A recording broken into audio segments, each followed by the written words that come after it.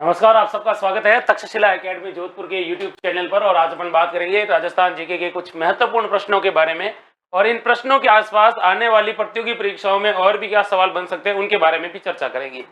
समय को गंवाना नहीं है। पहला सवाल है, अर्णोराज के द्वारा किस झील का निर्माण करवाया गया? एक झील है जिसका निर्माण करवाया गया था अर्णोराज के द्वारा। अर्णोराज ने कौन सी झील का क्या करवाया था? निर्माण करवाया था। ये आपको बताना है। आपके सामने चार ऑप्शन है, अच्छे से आपको ऑप्शन का जवाब देना है। आना सागर झील, फौज सागर झील, पुष्कर झील या फतेह सागर झील, बता दीजिए भाई। अच्छा सवाल है और इजी सवाल है। सुनील खुमियादा, कॉमेडी तंवर, सोनू लोहिया, लोकेश, आरती शर्मा, अल्केश डोडिया, पुखराज पुनावत, कल्पना गौतम। देखिए भाई, राइट आंसर है इसका आना सागर झील। लेकिन आपको यहां तक रुकना नहीं है, आपको याद रखना है आना सागर झील से अब तक कितने सवाल बन चुके हैं। तो देखिए, आना सागर झील के बारे में पहला सवाल तो आपसे पूछा गया है कि निर्माता कौन था। आप कहोगे कि सर इसका निर्माण अर्णोराज ने करवाया था। अर्णोराज चौहान था जो अजमेर का दूसरा शासक था। इससे पहले इसके पिता थे जिन्होंने अजमेर की स्थापना की थी। कब करवाया इसका निर्माण? 1137। आखिर क्या जरूरत पड़ी कि अजमेर जैसे रियासत में या अजमेर जैसे स्थान पर क्या करवाना पड़ा? झील का निर्माण करवाना पड़ा। तो कहते हैं कि 1137 में अजमेर पर एक आक्रमण होता है। और अजमेर पर आक्रमण किसका होता है भाई? तुर्क आक्रमण। और इस तुर्क आक्रमण के अंदर कहते हैं कि जो तुर्कों की सेना होती है वो पराजित हो जाती है। और जीतते कौन है? जीतते हैं अर्णोराज। अब इसके अंदर ये होता है, कहते हैं कि जब यह युद्ध होता है, उस युद्ध के अंदर पहले जो युद्ध होते थे उस युद्धों में भालों से, बर्छों से, तलवारों से, कुल्हाड़ियों से ऐसे युद्ध होते थे। तो आदमी का क्या होता था? डायरेक्ट घाव देकर आदमी को मारा जाता था। इसको ध्यान में रखते हुए कहते हैं कि वहां पर रक्त था, वो रक्त रंजित हो गई थी पूरी धरती। उसको शुद्ध करने के लिए बाद में क्या किया गया था? आना सागर झील का निर्माण करवाया गया था। अगला सवाल आपसे पूछा जाएगा, आना सागर झील का निर्माण कौन सी नदी को रोककर करवाया गया था? एक नदी है जिसका नाम है चंद्रा नदी। अजमेर के अंदर चंद्रा नदी है। चंद्रा नदी के पानी को रोककर इसका क्या करवाया था? निर्माण करवाया गया था। ये आपको याद रखना है। अब देखिए, अन्ना सागर झील से रिलेटेड कुछ महत्वपूर्ण प्रश्न है। जैसे कहते हैं कि यहाँ पर एक व्यक्ति होता है जहांगीर, और जहांगीर यहाँ पर आता है और यहाँ पर इस झील के किनारे एक बाग का निर्माण करवाता है जिसका नाम होता है दौलता बाग। कौन से बाग का? दौलता बाग का निर्माण करवाया था। इसके अलावा कहते हैं कि यहाँ पर ये जो दौलता बाग है इसको वर्तमान में सुभाष उद्यान कहा जाता है। जब भारत को स्वतंत्रता मिली तो नेताजी सुभाष चंद्र बोस थे और नेताजी सुभाष चंद्र बोस के नाम पर इसका नाम पड़ गया था सुभाष उद्यान। ये सुभाष उद्यान वाला पहली बार सवाल पूछा गया था राजस्थान पुलिस कांस्टेबल 2013 में।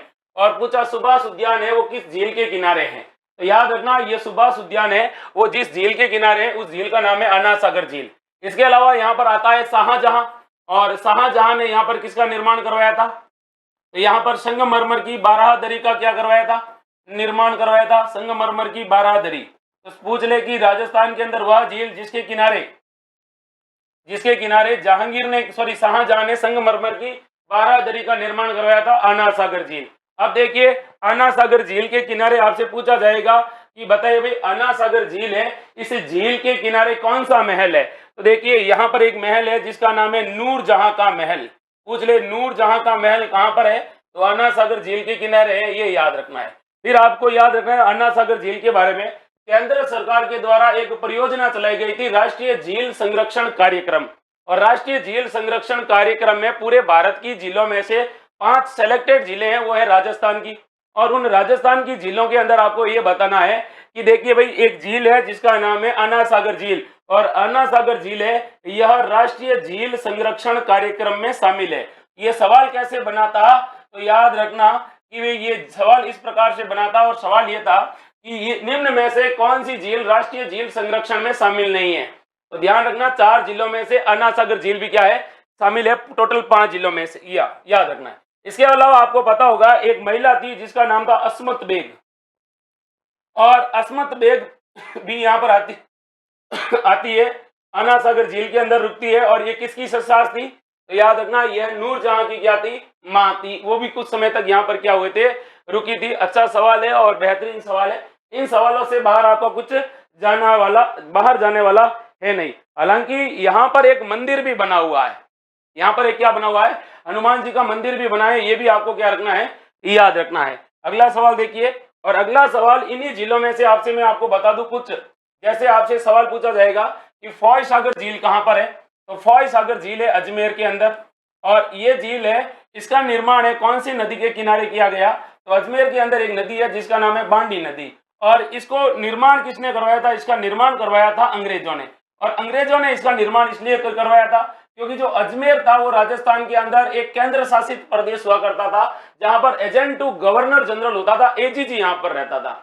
और कहते हैं कि जब अकाल पड़ता है तब कहते हैं कि एक व्यक्ति होता है इंजीनियर फॉय, और इंजीनियर फॉय के नेतृत्व में क्या होता है भाई, यहाँ पर इस झील का निर्माण होता है। ये भी आपको याद रखना है। सवाल पूछे राजस्थान के अंदर वह झील जिसका निर्माण अंग्रेजों ने अकाल राहत कार्य के तहत करवाया, तो आपको याद रखना है कि साहब ये फॉय सागर झील थी, और फॉय सागर झील है अजमेर, जिसका वास्तुकार अंग्रेज इंजीनियर फॉय था। कौन सी नदी पर बनाई गई? बांडी नदी पर बनाई गई है। ये भी आपको क्या रखना है, याद रखना है। अब देखिए इसी से रिलेटेड मैं आपको बता दूं, और भी सवाल है, जैसे पुष्कर सवाल, पुष्कर झील है, पुष्कर झील है या किसके उदाहरण है? तो रखना ज्वालामुखी का निर्मित, यानी ज्वालामुखी काला डेरा, एक होता है ज्वालामुखी काला डेरा, और काला डेरा से ये क्या निर्मित मानी जाती है, ये आपको याद रखनी है। हालांकि इसके बारे में ऐसा कहा जाता है कि ये जो पुष्कर झील है इसका निर्माण देवताओं ने किया था। किसने किया था? देवताओं ने किया था, किंवदंतियों के अनुसार ये कहा जाता है। पुष्कर झील से रिलेटेड आपसे सवाल पूछा जाएगा किस जिले में है, तो आप कहोगे सर अजमेर जिले में है। किस जिले में? अजमेर जिले के अंदर है। फिर आपसे सवाल पूछा जाएगा पुष्कर झील के बारे में, तो राजस्थान की सबसे प्राचीन झील पूछे, और सबसे प्राचीन किस प्रकार की? मीठे पानी की। तो आपको याद रखना राजस्थान में सबसे प्राचीन जो मीठे पानी की झील है वो झील है भाई पुष्कर, ये भी आपको याद रखना है। वर्तमान में अगर देखा जाए तो राजस्थान की मीठे पानी की झीलों में सबसे ज्यादा प्रदूषित झील है वो भी यही झील है। तो आपको ये भी याद रखना कि राजस्थान की सबसे प्रदूषित झील है, राजस्थान की सबसे पवित्र झील मानी जाती है और सबसे प्रदूषित झील भी मानी जाती है। क्यों मानी जाती है?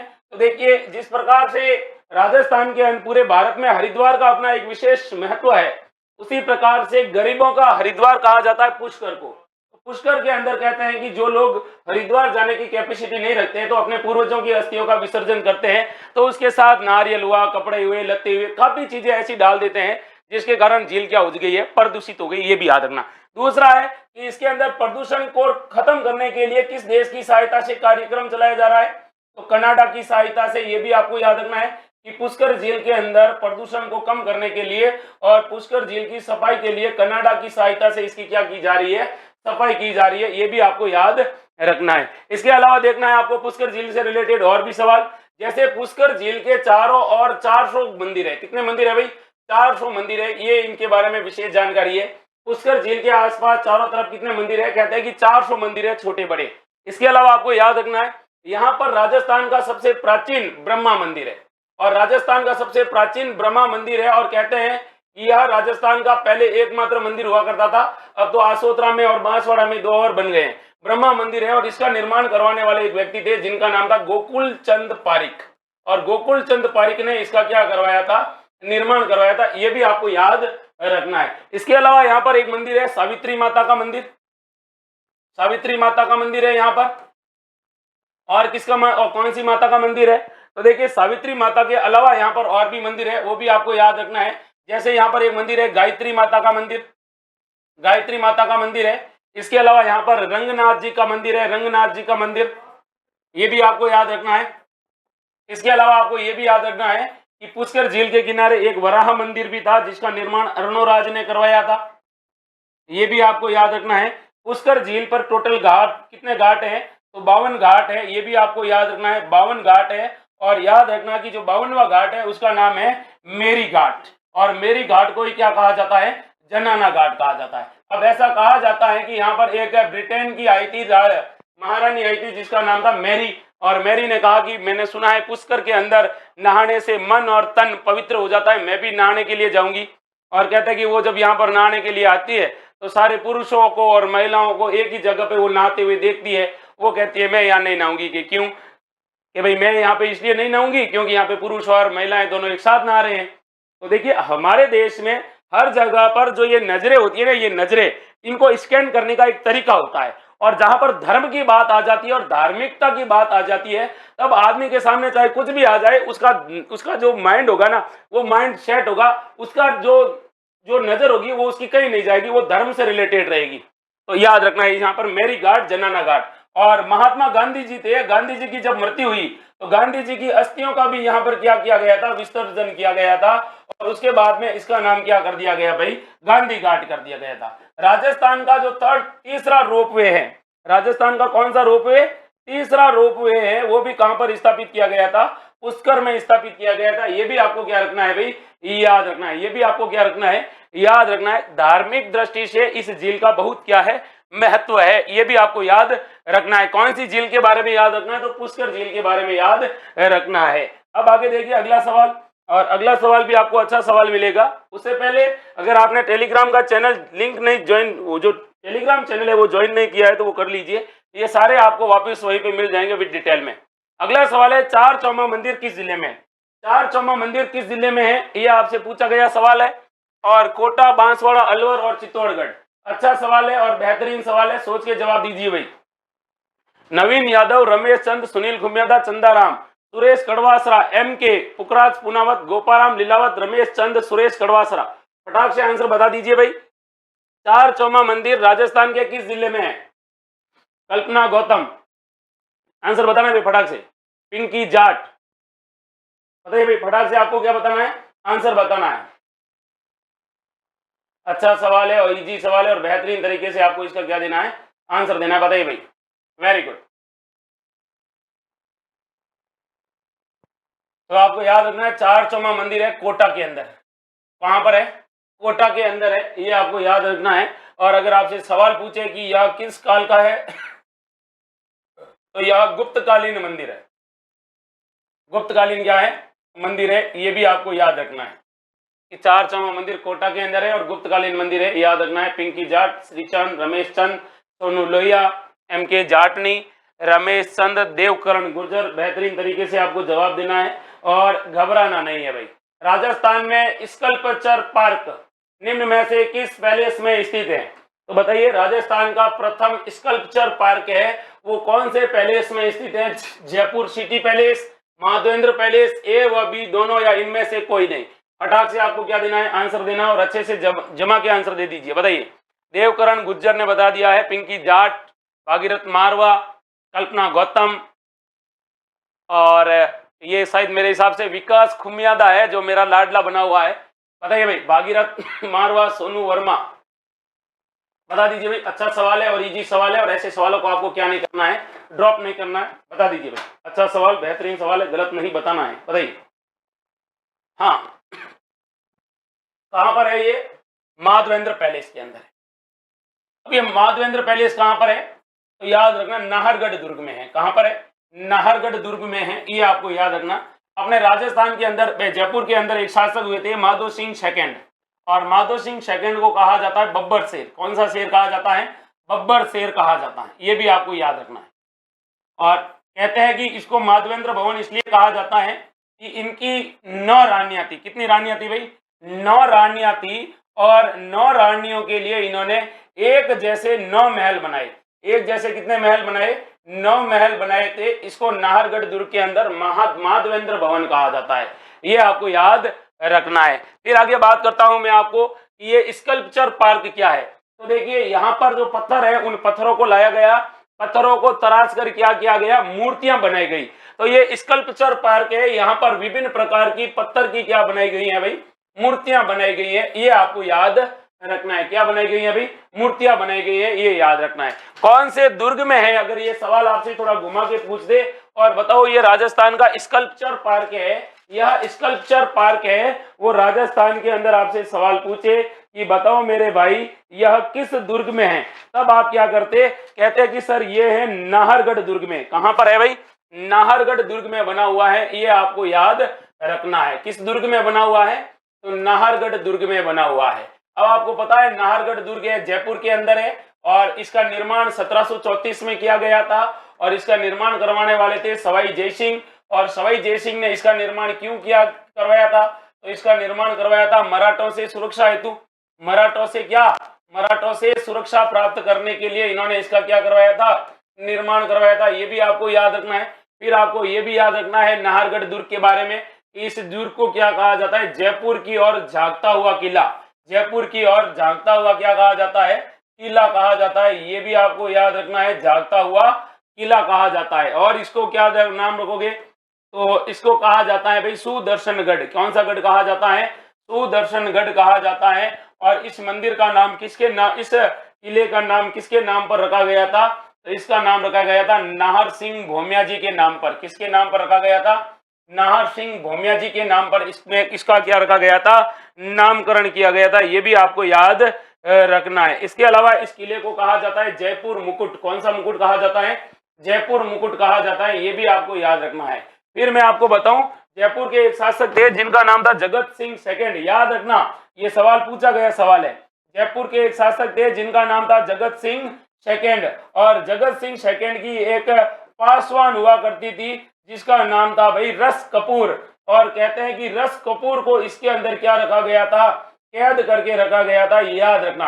और रस कपूर को जयपुर की नूरजहां कहा जाता है। जयपुर की क्या कहा जाता है, नूरजहां कहा जाता है। और जगत सिंह को क्या कहा जाता है, जहांगीर का नमूना कहा जाता है। जयपुर के किस शासक को जहांगीर का नमूना कहा जाता है, तो आपको याद रखना है कि जगत सिंह सेकंड को कहा जाता है। राजस्थान के अंदर जयपुर की नूरजहां किसे कहा जाता है, रस कपूर को कहा जाता है। ये भी आपको याद रखना है। और इनको यहाँ पर क्या करके रखा गया था, कैद करके रखा गया था। ये भी आपको क्या रखना है, याद रखना है। नाहरगढ़ रिलेटेड आपसे ये सवाल परीक्षाओं में अब तक पूछे जा चुके हैं। क्या किए जा चुके हैं भाई, पूछे जा चुके हैं। घबराना नहीं है, एक एक सवाल को अच्छे से आपको क्या करना है, देखना है। अब देखिए अगला सवाल पढ़ते हैं और अगला सवाल भी आपको अच्छा सवाल मिलेगा। और अगला सवाल है ये वाला, मजार ए फकरी निम्न में से किस जिले में स्थित है। एक मजार है जिसका नाम है मजार ए फकरी। और मजार ए फकरी राजस्थान के किस दुर्ग में, किस जिले में स्थित है, ये आपको बताना है। बता दीजिए। 4 ऑप्शन है, जयपुर, बीकानेर, धौलपुर या सवाई माधोपुर। इसके आपको अच्छे से क्या बताना है, आंसर बताना है। और वीडियो को बराबर लाइक करना है भाई, वीडियो को क्या करना है, लाइक करना है। कविता सैनी, भागीरथ मारवा, चंदा राम, कल्पना गौतम, विकास खुमियादा, बताइए भाई, दिनेश डामोर, विजय चौधरी, बता दीजिए भाई। अच्छे से आपको क्या बताना है, एक एक सवाल का जवाब बताना है, बता दीजिए। अच्छा सवाल है और बेहतरीन सवाल है और बेहतरीन तरीके से आपको सवाल का जवाब देना है। ज्योति चंदेल, कल्पना गौतम, पुखराज पुनावत, दिनेश, विजय, कल्पना, सौरभ मीणा, गोपाराम लीलावत, वेरी गुड, पुखराज पुनावत। अरे भाई राइट आंसर बताना आपको, वाह भाई वाह। उदयलाल गायरी। अब देखिए भाई, आपसे सवाल पूछा है कि मजार ए फकरी किस जिले में है, तो आपको बताना है कि ये राजस्थान के किस जिले में है भाई। फटाक से आंसर देना है आपको। मजार ए फकरी आपसे पूछा है और मजार ए फकरी राजस्थान के किस जिले में स्थित है, ये आपको बताना है। बताइए, मजार ए फकरी, वेरी गुड। मजार ए फकरी किस जिले में है भाई, धौलपुर में। कहां पर है, धौलपुर में है। ये भी आपको याद रखना है। एक और मजार ए फकरी है, वो है डूंगरपुर में। कहां पर है भाई, डूंगरपुर के अंदर भी है, एक इस नाम से और एक इस नाम से धौलपुर भी है। लेकिन डूंगरपुर अपने ऑप्शन में है नहीं, तो इसको अभी भूल जाना है। फिर आपसे देखिए कुछ मजारों से रिलेटेड परीक्षा में क्या पूछे जाएंगे, सवाल पूछे जाएंगे। जैसे आपसे सवाल पूछा जाएगा, बताओ भाई भूरे खां की मजार कहां पर है। तो भूरे खां की मजार आपसे पूछे तो आप क्या करोगे, परीक्षा में पूछा गया सवाल है, तो आप कहोगे सर ये तो अपने मेहरानगढ़ दुर्ग में है। कौन से दुर्ग में है, मेहरानगढ़ दुर्ग में, याद रखना। और एक मजार है जिसका नाम है लैला मजनू की मजार।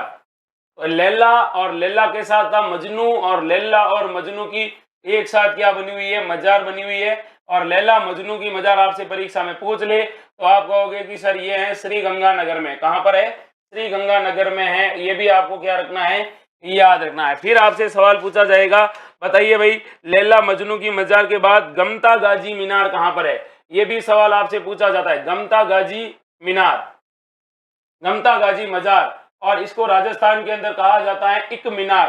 क्या कहा जाता है, इक मीनार कहा जाता है, याद रखना, इक मीनार। इसकी एक मीनार ही बनी थी और बाद में इसकी कोई मीनार नहीं बनी थी।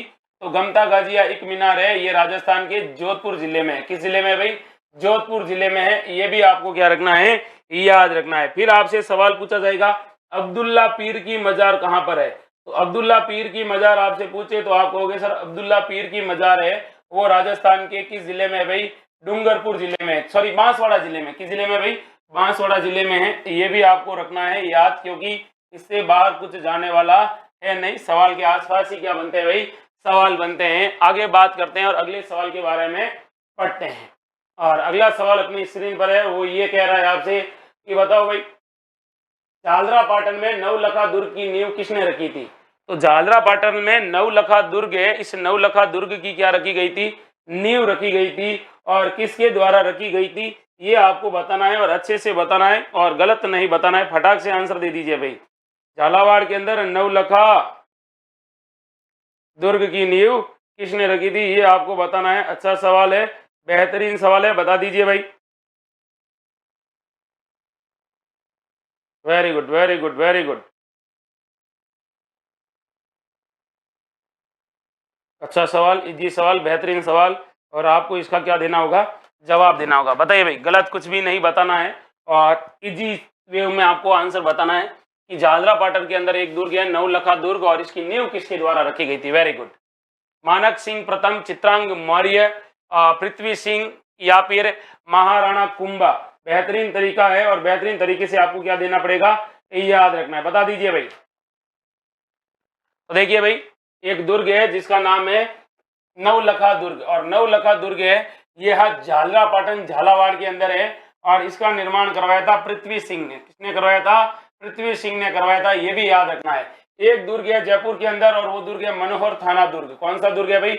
मनोहर थाना दुर्ग। अगर पूछ ले कहां पर है तो आप कहोगे सर ये भी झालावाड़ के अंदर है। और एक दुर्ग है इस मनोहर थाना दुर्ग के अंदर किसकी माता का मंदिर है?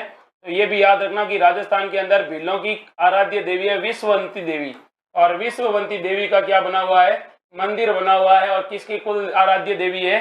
तो भीलों की आराध्य देवी है। ये भी आपको क्या रखना है? ये याद रखना है। फिर आपसे सवाल पूछा जाएगा कि बताओ भाई, एक दुर्ग और है जिसका नाम क्या है भाई? गागरोन दुर्ग है। गागरोन दुर्ग कहां पर है? झालावाड़ के अंदर है। झालावाड़ के अंदर। और राजस्थान के अंदर जल श्रेणी का ये सबसे बड़ा दुर्ग है, जल श्रेणी का दुर्ग है और आहू और काली सिंध नदी के संगम पर बना हुआ है। एक नदी है आहू और आहू के साथ में कौन सी नदी है भाई? काली सिंध नदी है। इन दोनों के संगम पर बना हुआ है, ये भी आपको रखना है याद। इसके अलावा आपको ये भी याद रखना है कि ये जो पृथ्वी सिंह ने जो निर्माण करवाया था वो नवलखा दुर्ग है, लेकिन नवलखा दुर्ग के नाम से एक दुर्ग और है, ये भी आपको याद रखना है। अरे भाई, बीकानेर में नहीं है, ठीक है। देवकरण गुर्जर जी, मैंने आपका कमेंट पढ़ लिया था। आपने कहां से पढ़ा ये मुझे नहीं मालूम, जो मेरे को आ रहा है और जो मैंने पढ़ा है वही आपको मैं आंसर बता रहा हूं, गलत मैं नहीं बता रहा हूं, ठीक है भाई। अगला सवाल देखिए, और अगला सवाल आपसे पूछा जाएगा कि राजस्थान में नवलखा दुर्ग किसे कहा जाता है? तो एक शब्द है नवलखा और नवलखा से रिलेटेड आपसे सवाल पूछा जाएगा। वैसे तो नवलखा दुर्ग झालावाड़ के अंदर है और इसका नाम है नवलखा, लेकिन अगर पूछ ले राजस्थान का वह दुर्ग जिसका उपनाम क्या है भाई? जिसका उपनाम है नवलखा दुर्ग, तो आप क्या कहोगे? तो आपको याद रखना है भाई, नवलखा दुर्ग उपनाम अगर पूछे तो आपको याद रखना है नवलखा दुर्ग है वो है चित्तौड़गढ़ का दुर्ग। कौन सा दुर्ग है? चित्तौड़गढ़ का दुर्ग है। और इसका निर्माण किसने करवाया था? इसका निर्माण करवाया था चित्रांगद मौर्य ने करवाया था। फिर आपसे सवाल पूछा जाएगा, बताइए भाई, नवलखा दुर्ग हो गया और नवलखा एक दुर्ग और है, और वो कौन सा दुर्ग है भाई? झालरापाटन है। दो दुर्ग है, झालरापाटन और चित्तौड़गढ़। इन दोनों को नवलखा दुर्ग कहा जाता है। और अगर पूछे कि बताओ भाई नवलखा बुर्ज कहां पर है, तो नवलखा बुर्ज की अगर आपसे बात होगी तो आपको राइट आंसर बताना है कि भाई ये जो नवलखा दुर्ग है इससे रिलेटेड नवलखा बुर्ज है ये कहां पर है? तो अपने गागरोन दुर्ग का जो बुर्ज है उसको क्या कहा जाता है भाई? नवलखा बुर्ज कहा जाता है, गागरोन दुर्ग में है। फिर आपसे सवाल पूछा जाएगा नवलखा से रिलेटेड कि बताइए भाई नवलखा बावड़ी कहां पर है? तो नवलखा बावड़ी से रिलेटेड अगर आपसे बात करें तो आप कहोगे सर नवलखा बावड़ी डूंगरपुर में है, जिसका निर्माण महारावल आसकरण की पत्नी प्रेमल देवी ने करवाया था। फिर आपसे सवाल पूछा जाएगा नवलखा दरवाजा किस दरवाजे को कहा जाता है? तो आप कहोगे सर नवलखा दरवाजा है वो एक दरवाजे को कहा जाता है, और वो दरवाजा कौन सा है भाई? रणथंभौर दुर्ग का जो दरवाजा है ना उसे कहा जाता है नवलखा या नवलखा दरवाजा। फिर आपसे सवाल पूछा जाएगा नवलखा सरोवर कहां पर है? नवलखा सरोवर की बात आपसे करें तो आपको बिल्कुल ही क्या नहीं करना है भाई, घबराना नहीं है। जब भी नवलखा सरोवर की बात आए तो आप कहोगे सर बारा के अंदर है। कहां पर है भाई? 12 के अंदर है, ये भी आपको क्या रखना है, याद रखना है। फिर आपसे सवाल पूछा जाएगा नवलखा तालाब कहाँ पर है, रामगढ़ 12 के अंदर है। नवलखा स्तंभ किसे कहा जाता है, तो नवलखा स्तंभ कहा जाता है भाई कीर्ति स्तंभ को। किसको कहा जाता है, कीर्ति स्तंभ को कहा जाता है। और एक मंदिर है जिसका नाम है नवलखा मंदिर। कौन सा मंदिर है भाई, नवलखा मंदिर है। ये भी आपको याद रखना है। ये जो नवलखा मंदिर है ये कहाँ पर बना हुआ है भाई, नवलखा मंदिर राजस्थान में कहाँ पर बना हुआ है, तो पाली जिले में। कहाँ पर है, पाली जिले में। ये भी आपको याद रखना है, ये भी आपको क्या रखना है भाई, याद रखना है। अगला सवाल देखिए, और अगला सवाल भी बेहतरीन सवाल मिलेगा आपको, और एक एक सवाल के आसपास बनने वाले सभी सवालों के बारे में आपको जानकारी दी जाएगी। एक दुर्ग है जो इगल की पहाड़ी पर बना हुआ है। किसकी पहाड़ी पर बना हुआ भाई, इगल की पहाड़ी पर बना हुआ कौन सा दुर्ग है, ये आपको बताना है। वह दुर्ग जो कौन सी पहाड़ी पर बना हुआ है, इगल की पहाड़ी पर बना हुआ है। कौन सी, इगल की पहाड़ी पर बना निम्नलिखित में से कौन सा किला है, बताइए। 4 ऑप्शन है आपके सामने, मांडलगढ़ है, तारागढ़ है, अम्बेर है और जयगढ़ है। खींच के और सही तरीके से आपको क्या देना है, आंसर देना है। बता दीजिए भाई, अच्छा सवाल है और इजी सवाल है, बता दीजिए भाई। सुरेश करवासरा, भागीरथ मारवा, श्रीचंद, बताइए। नवलखा झील सिरोही में आई थिंक। सूरज सिंह राणा, मोतीराम जी का लाडला, करण कलसुआ, बीना जाट, भागीरथ मारवा, द्रौपदी चंदेल। फटाक से आपको क्या बताना है, आंसर बताना है, बता दीजिए भाई। नितिका शर्मा, मनीष मेहरा, सुरेश कड़वासरा, मंजू चौधरी मंजू, परवीन राणा, मनीष मेघवाल, राकेश बैरवा। बताइए भाई, राइट आंसर बताना है आपको। और पूछा है भाई जयगढ़ का किला है वो किस पहाड़ी पर बना हुआ है। तो जयपुर के अंदर एक दुर्ग है जयगढ़ का दुर्ग, और जयगढ़ का दुर्ग है ये कौन सी पहाड़ी पर बना हुआ है, ईगल की पहाड़ी पर बना हुआ है। याद रखना जयगढ़ दुर्ग के बारे में, इसके जो निर्माता थे वो निर्माता कौन थे, निर्माता थे भाई जय सिंह प्रथम। जय सिंह प्रथम ने इनका क्या करवाया था, निर्माण करवाया था। ये तो आपको याद रखना है। फिर आपसे सवाल ये पूछा जाएगा इसका उपनाम क्या है, तो इसे कहा जाता है चिल्ह का टीला। चिल्ह का टीला कहा जाता है। इसके अलावा इसका एक और उपनाम मिलेगा, वो भी आपको याद रखना है। इसे क्या कहा जाता है भाई, दफीना दुर्ग कहा जाता है। कौन सा दुर्ग कहा जाता है, दफीना दुर्ग इसलिए कहा जाता है क्योंकि जयपुर के शासकों का, कछवाहों का, जो कछवाहा शासक थे उन कछवाहों का यहाँ पर क्या था भाई, गुप्त खजाना था। कैसा खजाना था, गुप्त खजाना था। ये भी आपको याद रखना है। इसके अलावा आपको याद रखना है कि एक मूवी बनी थी जिसका नाम था बादशाहो मूवी, और बादशाहो मूवी थी वो किस किले के ऊपर बनी हुई है, तो याद रखना ये मूवी बनी हुई है भाई आपके इस जयगढ़ दुर्ग के अंदर जो धन था उस धन के ऊपर बनी हुई है। आपने गाना सुना होगा मेरे रस के कमर तूने पहली नजर, ऐसा कोई गाना सुना है आपने, हाँ। फिर अगला सवाल देखिए, इसी किले के बारे में आपसे सवाल पूछा जाएगा। तो यहाँ पर क्या था, तोप डालने का कारखाना था। सवाल पूछे जयपुर के अंदर वह दुर्ग जिसके अंदर तोप डालने का क्या था, कारखाना था, तो वो यही दुर्ग है।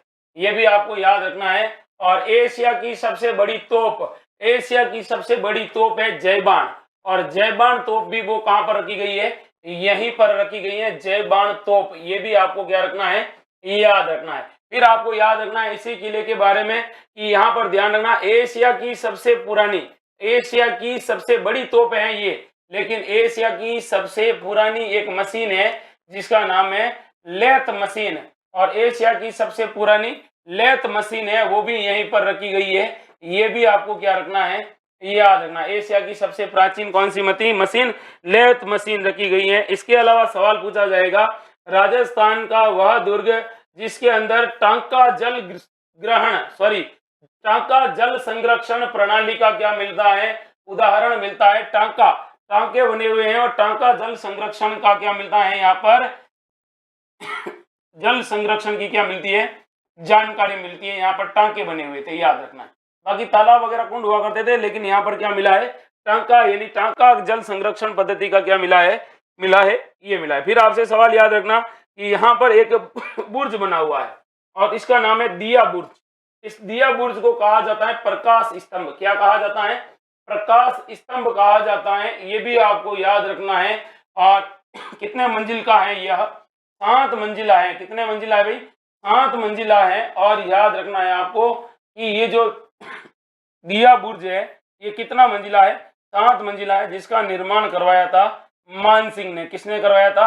मान सिंह सेकंड ने करवाया था। ये भी आपको इसके बारे में क्या रखना है भाई?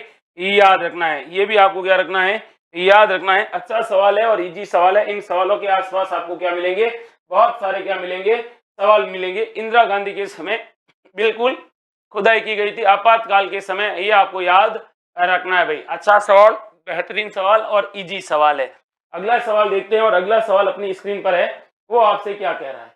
वो आपसे ये कह रहा है कि बताओ भाई, राजस्थान के अंदर कोषवर्धन दुर्ग है, उसे एक अन्य नाम से जाना जाता है। तो राजस्थान के अंदर कोषवर्धनगढ़ दुर्ग के नाम से किसे जाना जाता है, ये आपको बताना है। 4 ऑप्शन है आपके सामने, बेहतरीन तरीके से आपको आंसर देना है। सुरेश कड़वासरा, कल्पना गौतम, फटाक से आपको आंसर देना है। कोषवर्धन दुर्ग के नाम से कौन सा दुर्ग जाना जाता है? अच्छा सवाल है, इजी सवाल है, बता दीजिए भाई। कोषवर्धनगढ़ के नाम से जाना जाता है कौन सा किला? बताइए। कोषवर्धनगढ़ के नाम से जाना जाने वाला किला कौन सा है, ये आपको बताना है। बता दीजिए भाई। अच्छा सवाल है, इजी सवाल है, और अगर आपने इस सवाल को पढ़ा तो आंसर आप आसानी से दे सकते हैं। बताइए, कोषवर्धनगढ़ के नाम से प्रसिद्ध किला कौन सा है? Very good, very good, very good. Koshvardhangarh के नाम से प्रसिद्ध किला आपको बताना है कहां पर है। अच्छा सवाल है, इजी सवाल है, बता दीजिए भाई। कोषवर्धनगढ़ के नाम से, देखिए राजस्थान के अंदर शेरगढ़ नाम से 2 दुर्ग है। कौन से हैं? शेरगढ़ नाम से 2 दुर्ग है, ये आपको याद रखना। एक शेरगढ़ है वो है बारां के अंदर, एक शेरगढ़ है वो कहां पर है? बारां के अंदर है, और एक शेरगढ़ है वो है धौलपुर के अंदर। तो बात अगर आपसे पूछा जाएगा कोषवर्धनगढ़ किसे कहा जाता है, तो जो बारां जिले के अंदर है उस किले को कहा जाता है कोषवर्धनगढ़ कहा जाता है। ये आपको याद रखना है, ये आपको याद रखना है। धौलपुर वाला शेरगढ़ नहीं करना है, बारां वाला शेरगढ़ करना है, क्योंकि तारागढ़ नाम से भी 2 किले हैं और शेरगढ़ नाम से भी कितने किले हैं राजस्थान में? 2 किले हैं। अब शेरगढ़ बारां वाला किला है, इसके बारे में आपको 2-3 बातें हैं वो याद रखनी है। कि देखिए भाई, यह जिस पहाड़ी पर बना हुआ है ना, उसका नाम है कोषवर्धन पहाड़ी। कौन सी पहाड़ी है भाई? कोषवर्धन पहाड़ी है, और कोषवर्धन पहाड़ी पर निर्मित होने के कारण इसका नाम क्या पड़ गया भाई? कोषवर्धनगढ़ पड़ गया। हालांकि कुछ ऐतिहासिक प्रमाणिक ऐसी पुस्तकें नहीं है, लेकिन कुछ पुस्तकों में यह जानकारी मिलती है कि यहाँ पर क्या हुआ करता था, कोष यानी बहुत सारा धन रखा हुआ था, और वो धन क्या हो गया था, यहाँ पर रखा था, और यहाँ से वो जो धन था और इस धन का जो रास्ता था यहाँ तक जाने का, वो रास्ता एक आदमी को ही मालूम था, और उसकी अचानक मृत्यु हो गई थी, इसलिए इसको नाम पड़ा कोषवर्धनगढ़। याद रखना कि कोष है वर्दी हुई, लेकिन कोष यहीं पर क्या है? पड़ा है। फिर आपसे सवाल पूछा जाएगा कि बताइए, यह शेरगढ़ या बारां वाला कोषवर्धनगढ़ है, यह किस नदी के किनारे पर बना हुआ है? तो नदी का नाम है भाई परवन नदी। कौन सी नदी है भाई? परवन नदी है, ये आपको याद रखना है। परवन नदी पर बना हुआ दुर्ग है। अब बात करता हूं आपको इसी दुर्ग के बारे में, और क्या सवाल पूछे जाएंगे कि बताइए, ये जो दुर्ग है, इस दुर्ग का नाम कोषवर्धनगढ़ से शेरगढ़ किसने रखा? तो इसका नाम रखा था शेरगढ़, वो रखा था शेर शाह सूरी ने। किसने रखा था? शेर शाह सूरी ने इस दुर्ग का नाम कोषवर्धनगढ़ से क्या कर दिया था? शेरगढ़ कर दिया था। और कब किया था?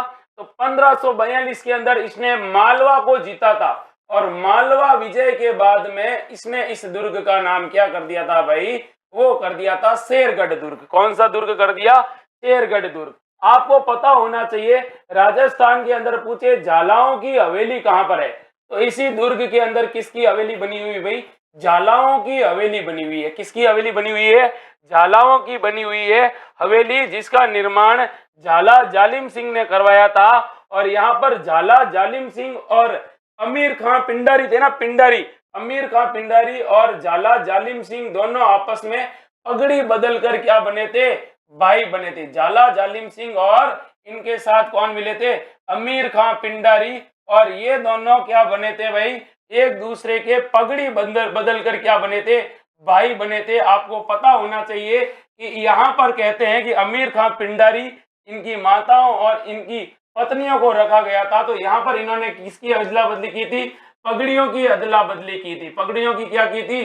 अदला बदली की थी, ये भी आपको याद रखना होगा। जिस प्रकार से खुर्रम ने मेवाड़ के शासक कर्ण सिंह के साथ पगड़ियों की अदला बदली की थी, उसी प्रकार झाला जालिम सिंह जो कोटा रियासत के दीवान थे और अमीर खां पिंडारी टोंक के नवाब थे, इन्होंने आपस में पगड़ियों का अदला बदली की थी और इस झालाओं की हवेली में की थी जो शेरगढ़ किले में बनी हुई है। इसके अलावा आपको यह भी याद रखना है कि यहाँ पर एक और हवेली बनी हुई है जिसका नाम है पाटन की हवेली।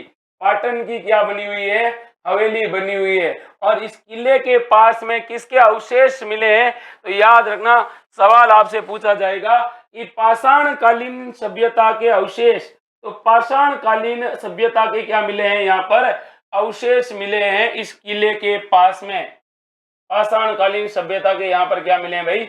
अवशेष मिले हैं। इस दुर्ग में मिले हैं, शेरगढ़ बारा वाले में, ना कि धौलपुर वाले में। ये भी आपको क्या रखना है भाई? याद रखना है। अच्छा सवाल है और बेहतरीन सवाल है, अगर पढ़ोगे तो कहीं ना कहीं क्या आएगा? काम आएगा। ये भी आपको याद रखना है। अब देखिए अगला सवाल देखते हैं, और अगला सवाल है ये वाला। मेवाड़ की मगरा क्षेत्र की भीलों के, मेवाड़ के मगरा क्षेत्र के भीलों के कालाजी हैं। तो मगरा क्षेत्र है मेवाड़ के अंदर, मगरा। ध्यान रखना, जब भी आपसे पूछे बताओ भाई हिरण मगरी या हिरण मगरी, मोती मगरी, जिसके पीछे मगरा या मगरी लगे तो आंखें मीच के कर देना, मगरा या मगरी उदयपुर जिले की बात हो रही है। किस जिले की बात हो रही है? उदयपुर जिले की बात हो रही है। और जिन पहाड़ियों के पीछे क्या लगेगा? गा लगेगा, गा। चाहे रागा लगो, चाहे जरगा लगो, और भी कुछ भी लगो, वो भी कहां पर आपको मिलेगी? उदयपुर के अंदर मिलेगी। ये तो आपको याद रखना ही रखना है। लेकिन आपको इसमें यह बताना है, मेवाड़ का जो मगरा क्षेत्र है, मेवाड़ का जो मगरा क्षेत्र है वो भीलों के कालाजी है। और वो कालाजी कौन से हैं ये आपको बताना है। आपके सामने 4 ऑप्शन है, फटाक से आपको क्या देना है? आंसर देना है। बता दीजिए भाई, गलत कुछ भी नहीं बताना है, बता दीजिए। कालाजी के बारे में आपसे सवाल पूछा है, बताइए भाई कालाजी के बारे में। अच्छा सवाल है, बेहतरीन सवाल है और इजी सवाल है। और कालाजी को तो आपने पढ़ा होगा, बताइए भाई। मेवाड़ क्षेत्र के अंदर है कालाजी, बताइए। अच्छा सवाल है, इजी सवाल है। राजस्थान के प्रमुख मंदिर वगैरह आप पढ़ते हैं, संप्रदाय वगैरह पढ़ते हैं, तब उसके अंदर आपके सवाल पूछे जाते हैं कालाजी से रिलेटेड। तो बताइए भाई, कालाजी के बारे में आपसे पूछा है, बताइए। अच्छा सवाल है और इजी सवाल है, बताइए। गलत आपको कुछ भी पता नहीं है, बताइए।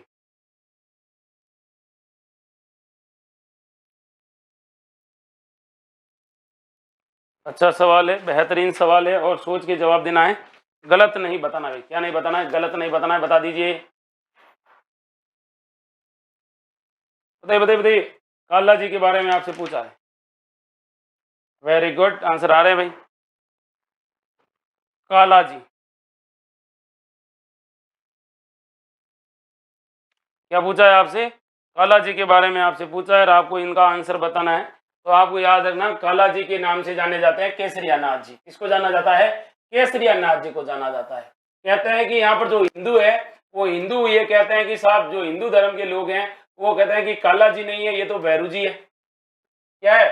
भैरू जी, भैरव जी है। जैन समाज के लोग आते हैं और जैन समाज के लोग कहते हैं नहीं, वो ये हमारे ऋषभ देव है। कौन से हैं भाई? ऋषभ देव जी हैं। जैन समाज के लोग कहते हैं। इधर भील समाज के लोग आते हैं, नहीं हमारे केसरिया नाथ जी हैं। और याद रखना कि यहाँ पर क्या चढ़ाई जाती है? केसर चढ़ाई जाती है। क्या चढ़ाई जाती है? केसर चढ़ाई जाती है केसरिया नाथ जी की, केसर। और कहते हैं कि भील जनजाति के लोग केसरिया नाथ जी की केसर पीकर क्या नहीं बोलते हैं? झूठ नहीं बोलते हैं। ये भी आपको क्या रखना है? याद रखना है। सवाल के पास में ही आपको क्या मिलेगा? सवाल मिलेगा। अब देखिए अगला सवाल, किस सभ्यता स्थल में उत्खनन से चांदी की 8 पंचमार्क मुद्राएं मिली हैं? तो चांदी की 8 पंचमार्क क्या मिली है? मुद्राएं मिली है। ये कहां से मिली है ये आपको बताना है। बालाथल सभ्यता, गणेश्वर सभ्यता, गिलुंड सभ्यता या फिर बैराट सभ्यता? खींच के आपको आंसर देना है, बता दीजिए भाई। देवकरण गुर्जर, सुनील खुमियादा, दिनेश पाटीदार, बता दीजिए भाई। अच्छा सवाल है, इजी सवाल है, गलत नहीं बताओगे भाई। देवकरण गुर्जर, सुनील खुमियादा, विकास खुमियादा, बताइए भाई। अच्छा सवाल, इजी सवाल है और ये सवाल आपको शायद आ रहा होगा और आप इसका जवाब अच्छे से दे पाओगे। बता दीजिए भाई, चांदी की क्या मिली है भाई? पंचमार्क मुद्राएं मिली है। Very good. देखिए भाई, कौन सी सभ्यता से मिली है? तो आप कहोगे सर बैराट सभ्यता से मिली है। कहां से मिली है? बैराट सभ्यता कहां पर है? बैराट सभ्यता जयपुर के अंदर है। कहां पर है? जयपुर के अंदर है। कौन सी नदी के किनारे हैं? बाणगंगा नदी के किनारे हैं। कौन सी नदी के किनारे हैं? बाणगंगा नदी के किनारे हैं। इसकी खोज कब हुई थी? 1936 में इसकी खोज हुई थी और इसकी जो खोज 1936 में हुई थी। खोजकर्ता कौन थे? तो खोजकर्ता का नाम भी याद रखना भाई, दयाराम साहनी थे। कौन से साहनी थे? दयाराम साहनी। और दयाराम साहनी ने इसकी क्या की थी? खोज की थी। ये भी आपको इसके बारे में क्या रखना है? ये याद रखना है। फिर आपसे इसी से रिलेटेड पूछा जाएगा। कौन सी सभ्यता से रिलेटेड? बैराट सभ्यता से रिलेटेड आपसे पूछा जाएगा कि बताइए जो ये बैराट सभ्यता है, इस बैराट सभ्यता के अंदर किस किस की मुद्राएं मिली है? तो याद रखना, यहाँ पर मिली है चांदी की 8 मुद्राएं। कितनी? 8 मुद्राएं चांदी की मिली है और वो पंचमार्क मुद्राएं मिली है। इसके अलावा यूनानी शासक था जिसका नाम था मिनांडर। यूनानी शासक कौन था? यूनानी शासक जिसका नाम था मिनांडर। और मिनांडर की भी यहाँ पर क्या मिली है? मुद्राएं मिली। याद रखना, मिनांडर की क्या मिली है? मुद्राएं मिली है। इसका मतलब भारत का उस समय यूनान के साथ व्यापारिक संबंध हुआ करता था। इसके अलावा आपको यह भी याद होगा कि इसके बारे में ऐसा कहा जाता है कि बैराट सभ्यता का जो सर्वेक्षण करने के लिए बाहर से घूमने के लिए आया था, वो यहाँ पर कौन आया था? वेनसांग। कौन आया था भाई? वेनसांग यहाँ पर आया था। और वेनसांग ने यहाँ पर क्या की थी भाई? इसके अंदर आया था वेनसांग। याद रखना भाई, कौन आया था? वेनसांग आया था और यहाँ पर इसकी क्या की थी?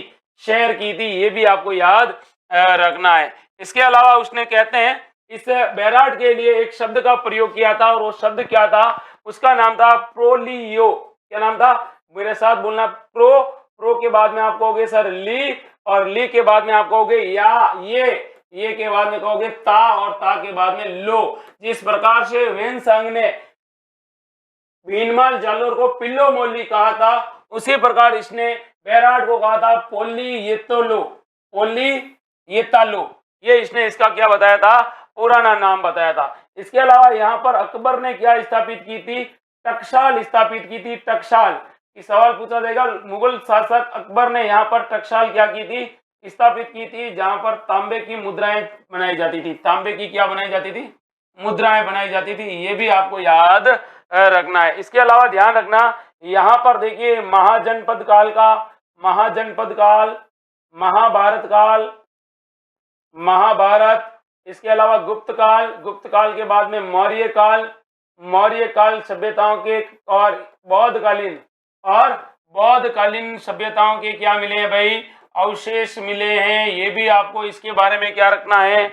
याद रखना है। ये भी आपको क्या रखना है? इसके बारे में याद रखना है। इसके अलावा आपको ये भी याद रखना है, यहाँ पर सवाई जयसिंह सेकंड के समय, सवाई थे सवाई जयसिंह सेकंड, और सवाई जयसिंह सेकंड के समय यहाँ पर क्या मिला था? एक अस्थि कलश मिला था। कौन सा कलश मिला था?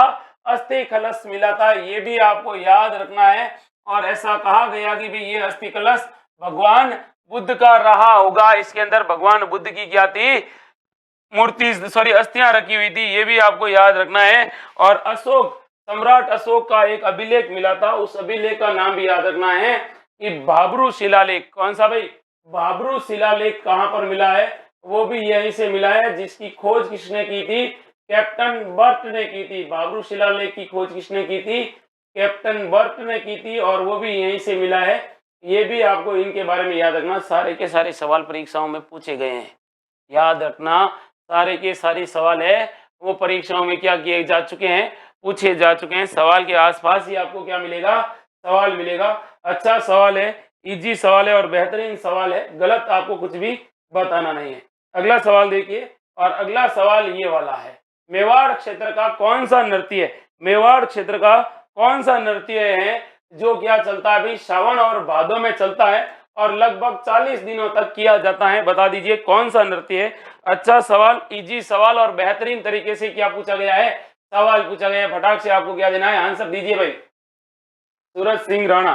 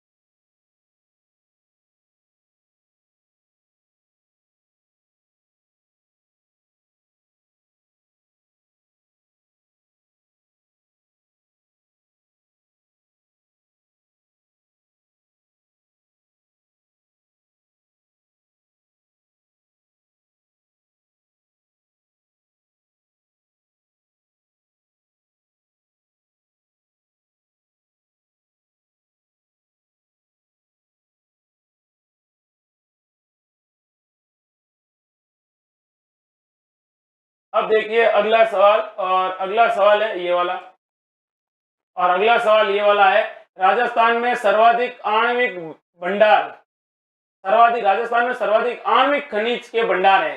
तो राजस्थान में इनमें से कौन सा आणविक खनिज है वो सबसे ज्यादा क्या हो गए मिल रहा है, ये आपको बताना है। आवाज आ रही है, आवाज आ रही है, आवाज म्यूट नहीं थी, आवाज आ रही थी, बीच में क्या है थोड़ा सा माइक हिल गया था।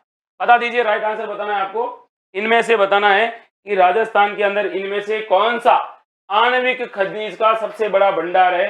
बेहतरीन तरीके से आपको क्या देना है, जवाब देना है। बता दीजिए भाई, जब आप राजस्थान के अंदर खनिज पढ़ते हैं और खनिजों में भी पढ़ते हो आणविक खनिज, कौन से खनिज, आणविक खनिज पढ़ते हो, तो आणविक खनिजों से रिलेटेड आपसे सवाल पूछा जाता है। बता दीजिए, अच्छा सवाल है, इजी सवाल है और बेहतरीन सवाल है, बता दीजिए, और गलत कुछ भी नहीं बताना है, बताइए।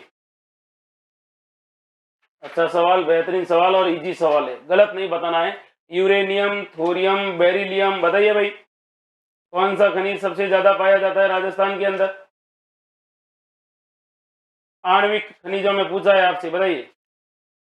आणविक का मतलब आप समझते हो, हाँ बताइए। राजस्थान में आणविक खनिज जो सबसे ज्यादा पाया जाता है, बताइए।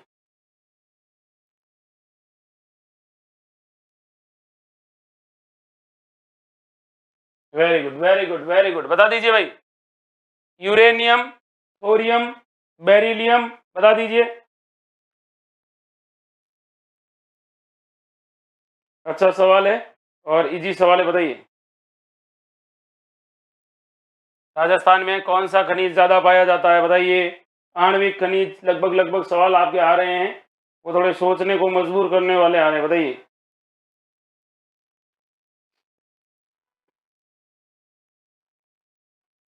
अच्छा सवाल है और इजी सवाल है, बताइए। राइट आंसर बताना है आपको। हाँ, सर चुक हो चुके हैं, बताइए। तो राजस्थान के अंदर जो सबसे ज्यादा पाया जाता है वो आपको याद रखना है, जो खनिज पाया जाता है वो पाया जाता है यूरेनियम। कौन सा पाया जाता है भाई, यूरेनियम। खनिज भंडारों में याद रखना यूरेनियम। और यूरेनियम खनिज कहाँ कहाँ पर पाया जाता है इसके बारे में याद रखना है। यूरेनियम से बातें रिलेटेड आपको याद रखना है कि ये जो यूरेनियम खनिज है, वैसे तो इसको कहते हैं कि ये जो राजस्थान के अंदर कहाँ पर पाए जाते हैं, राजस्थान के अंदर ये कहाँ कहाँ पर मिला है यूरेनियम। तो राजस्थान के अंदर इसकी कुछ खाने हैं। एक का नाम है बुनास, दाता बुनास। एक है जिसका नाम है कुराड़िया।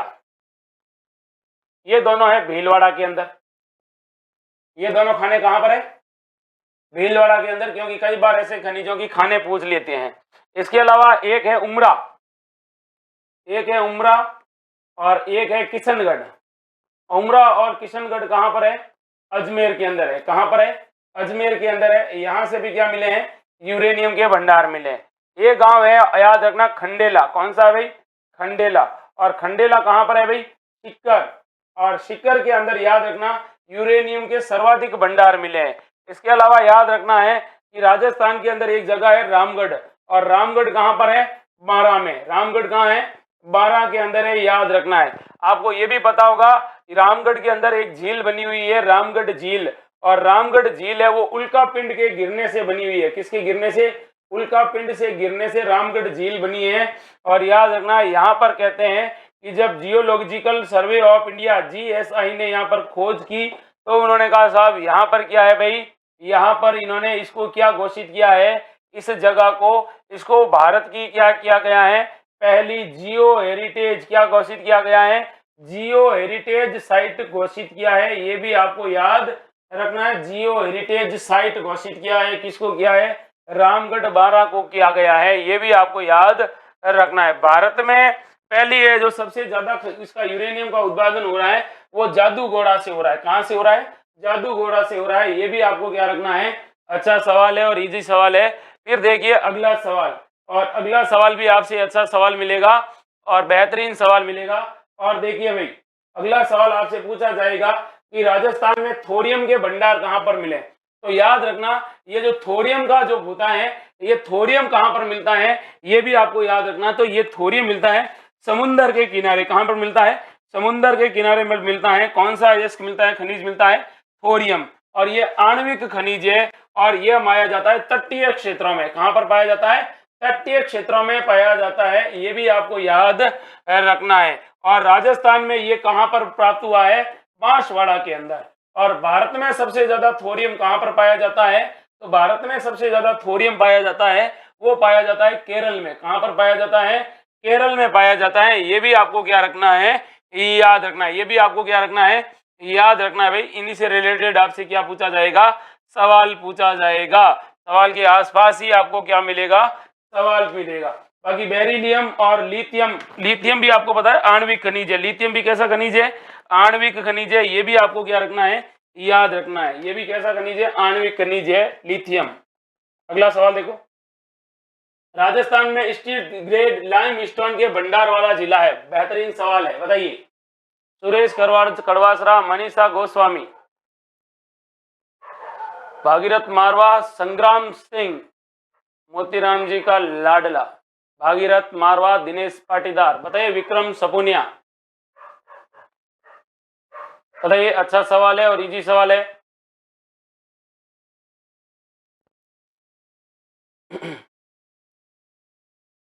सूरज सिंह राणा, प्रवीण राणा। राजस्थान में स्टील ग्रेड लाइमस्टोन के भंडार सबसे ज्यादा कहाँ है?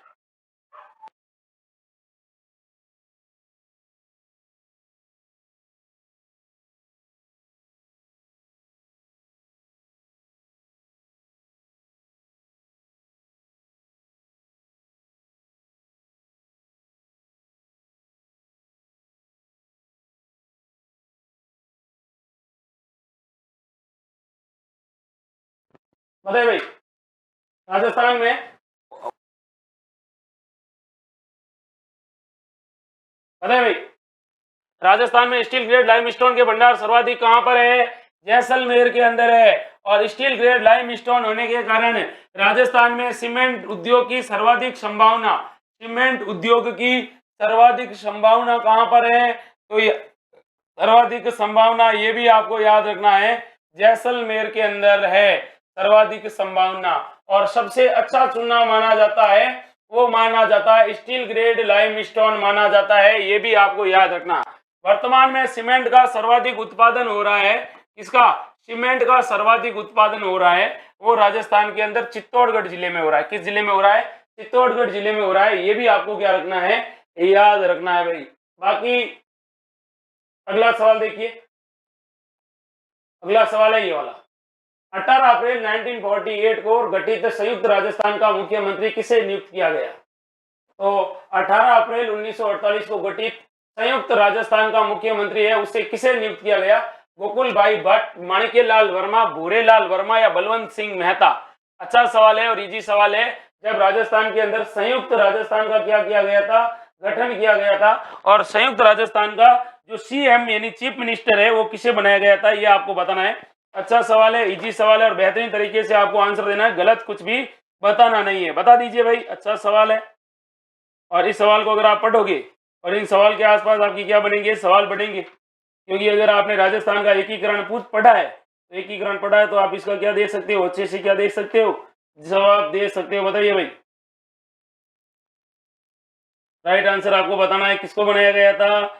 तीसरा चरण का संयुक्त राजस्थान 18 अप्रैल 1948 को किसको बनाया गया था? राजस्थान का मुख्यमंत्री, ये आपको बताना है। अच्छा सवाल, इजी सवाल, बताइए भाई। Very good.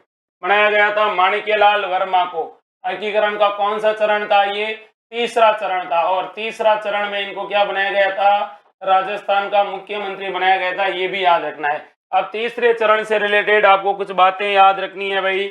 तीसरे चरण से रिलेटेड आपसे सवाल ये पूछा जाएगा कि बताए भाई, इसके अंदर कौन सी रियासतें को शामिल किया गया था? तो इनके अंदर जो रियासतें शामिल की गई थी, वो एक तो पूर्व राजस्थान तो था ही था, और पूर्व राजस्थान के अंदर किसको मिला दिया गया था? उदयपुर को मिला दिया गया था। पूर्व राजस्थान के अंदर किसको मिलाया? उदयपुर को मिलाया। और इसके अंदर एक ठिकाने को भी क्या किया गया था? मिलाया गया था। ये भी आपको याद रखना है। फिर इसका राज प्रमुख किसे बनाया गया था भाई? तो राज प्रमुख बनाया गया था, वो बनाया गया था मेवाड़ के शासक, अपने कोटा के शासक भीम सिंह को। भीम सिंह को राज प्रमुख बनाया गया था, भीम सिंह कोटा को। तो फिर आपसे पूछा जाएगा महाराज प्रमुख किसे बनाया गया था, तो बताइए भाई राज प्रमुख बनाया गया था, वो बनाया गया था उपराज प्रमुख और राज प्रमुख, सॉरी उपराज प्रमुख है वो बनाया गया था, वो भीम सिंह को बनाया गया था उपराज प्रमुख। और जो राज प्रमुख बनाया गया था वो बनाया गया था भोपाल सिंह को बनाया गया था। भोपाल सिंह जो कहाँ के शासक थे, मेवाड़ के शासक, ये भी आपको याद रखना है। फिर आपसे सवाल अगला पूछा जाएगा कि बताइए भाई इसका उद्घाटन किसने किया था, तो आप कहोगे सर इसके जो उद्घाटन करता थे वो थे जवाहरलाल नेहरू। तीसरे चरण का उद्घाटन भारत के पहले प्रधानमंत्री जवाहरलाल नेहरू ने किया था, ये भी आपको क्या रखना है, याद रखना है। फिर आपसे सवाल पूछा जाएगा इसी सवाल से रिलेटेड कि बताइए भाई इसकी राजधानी कहाँ पर बनाई गई थी, तो राजधानी बनाई गई थी उदयपुर के अंदर। संयुक्त राजस्थान की राजधानी कहाँ पर बनाई गई थी, उदयपुर के अंदर बनाई गई थी, ये भी आपको क्या रखना है, याद रखना है भाई। सवाल के पास में ही आपको क्या मिलेगा, सवाल मिलेगा। और सवाल याद रखना कि माणिक्यलाल वर्मा को किसकी सिफारिश पर क्या बनाया गया था, इस संघ का क्या बनाया गया था, प्रधानमंत्री या मुख्यमंत्री, तो जवाहरलाल नेहरू की क्या सिफारिश पर बनाया गया था, ये भी आपको क्या रखना है, याद रखना है भाई। अच्छा सवाल है, इजी सवाल है और बेहतरीन सवाल है। अगला सवाल है ये वाला, इंदिरा गांधी नहर परियोजना का उपनाम है, बताइए। इंदिरा गांधी नहर है, इसका उपनाम बताना है, उपनाम कौन सा है ये आपको बताना है। आपके सामने चार क्या है ऑप्शन है, खींच के आपको क्या देना है, जवाब देना है, बता दीजिए भाई। अच्छा सवाल, बेहतरीन सवाल है, बताइए। इंदिरा गांधी नहर का उपनाम आपको बताना है, बता दीजिए भाई। धोरों की गंगा, राजस्थान की आत्मा, राजस्थान की जीवनी, या फिर राजस्थान की मरु गंगा, बताइए। अच्छा सवाल, इजी सवाल है, बताइए। क्यूट गर्ल, वाह भाई। सुनील खुम्यादा, मनीषा गोस्वामी, भागीरथ मारवा, श्रीचंद, भरत प्रकाश, बताइए भाई। भरत प्रकाश, बबीता कुमारी, श्रीचंद, फटाक से आंसर दे दीजिए भाई, कमेंट आओ, फटाफट कमेंट लाओ। तो इसका राइट आंसर है वो है राजस्थान की मरु गंगा। इंदिरा गांधी नहर को राजस्थान की कौन सी गंगा कहा जाता है, राजस्थान की मरु गंगा कहा जाता है। इसके अलावा क्या कहा जाता है इसे, इसे कहा जाता है रेगिस्तान की स्वर्ण रेखा। रेगिस्तान की कौन सी रेखा कहा जाता है, स्वर्ण रेखा कहा जाता है, ये भी आपको क्या रखना है, याद रखना है। इसके अलावा एक नाम और मिलता है और वो है भाई, आपको याद रखना है कि राजस्थान की मरुगंगा, राजस्थान की स्वर्ण रेखा और राजस्थान की जीवन रेखा। राजस्थान की जीवन रेखा कहा जाता है तो किसे कहा जाता है, इंदिरा गांधी नहर को कहा जाता है। फिर आपसे सवाल ये पूछा जाएगा क्या विशेषता है, तो एशिया की सबसे बड़ी नहर, एशिया की सबसे बड़ी क्या है, एशिया की सबसे बड़ी नहर है, सबसे बड़ी नहर,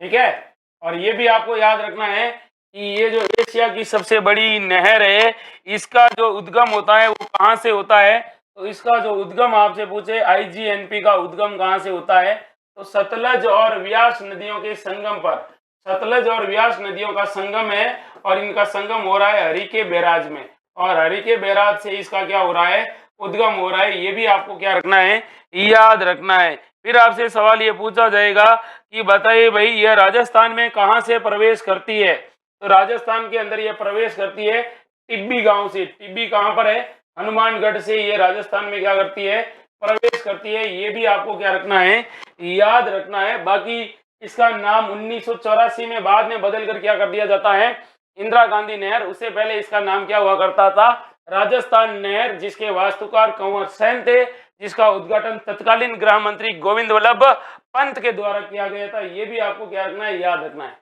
अगला सवाल है कांकणवाड़ी किला किसने बनवाया भाई, अच्छा सवाल है। कांकणवाड़ी का किला, कौन सा किला, कांकणवाड़ी का किला है, ये किसने बनाया था आपको बताना है, बताइए भाई। चार ऑप्शन है आपके सामने, महारावल गज सिंह, औरंगजेब, जय सिंह या राजा टोडरमल। खींच के जवाब देना है और गलत कुछ नहीं बताना है। कांकणवाड़ी का किला अलवर जिले में है, लेकिन इसका निर्माण किसने करवाया था ये आपको बताना है, बता दीजिए भाई। कांकणवाड़ी का किला आपसे पूछा है, बता दीजिए भाई। अच्छा सवाल है, इजी सवाल है, बताइए। तो कांकड़वाड़ी का किला किसने बनवाया था, ये आपको याद रखना है। और याद रखना है भाई, ये जो सवाल है इसका निर्माण करवाया था जय सिंह ने। किसने करवाया था, जय सिंह ने करवाया था।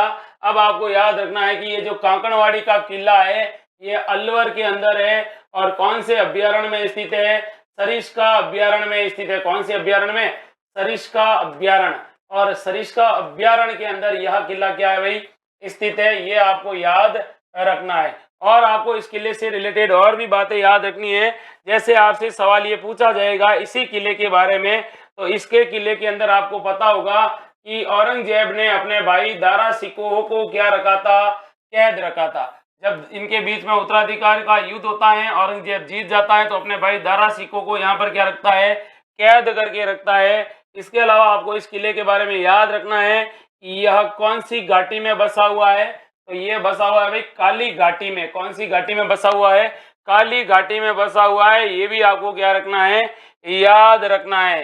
ये भी आपको क्या रखना है, याद रखना है। और इसका निर्माण करवाया था जय सिंह ने, और निर्माण करवाया था जब जयपुर अलवर में क्या पड़ गया था, अकाल। और अकाल राहत कार्य के तहत इसका क्या करवाया गया था, निर्माण करवाया गया था। ये भी इसके बारे में आपको क्या रखना है, याद रखना है। भूलना बिल्कुल भी नहीं है, भूलना बिल्कुल ही नहीं है। वेरी गुड वेरी गुड, बिल्कुल कंवारा किला है, एकदम कंवारा किला। ठीक है, अभी तक इसको कोई क्या नहीं कर पाया, जीत नहीं पाया था, इसलिए इसको कंवारा किला कहा जाता है। बढ़िया है भाई। ठीक है, सूरज सिंह राणा भी मेरे हिसाब से कंवारा है और इसको पता है कि कंवारों का क्या महत्व होता है। तो कंवारों का महत्व इसको पता है और इसके लिए हम क्या कर रहे हैं, लगातार कोशिश कर रहे हैं कि ये रोज हमारी 1 घंटे में क्लास ले, इसकी नौकरी लगे और इसके ऊपर से भी ये कंवारा वाला टैग है वो हट जाए। क्या हो जाए भाई, टैग हट जाए। तो ध्यान रखना, जितने भी बांडे विनय को ना तो देख रहे वीडियो, डेली वीडियो देखना है, ये कंवारों वाला टैग हटाना है। अगला सवाल देखिए, अगला सवाल ये है, बनी ठनी चित्र के चित्रकार का क्या नाम था, बता दीजिए भाई। अच्छा सवाल है, इजी सवाल। अब मेरे को कोई दुख नहीं बताएगा अपना कि सर मैं भी कमा रहा हूं, वो तो तुम्हारे कर्म ही ऐसे, तो मैं क्या करूं। ठीक है, कोई नहीं कहेगा सर मैं कमा रहा हूं, हाथ कोई खड़ा नहीं करेगा। बता दीजिए भाई, बनी ठनी।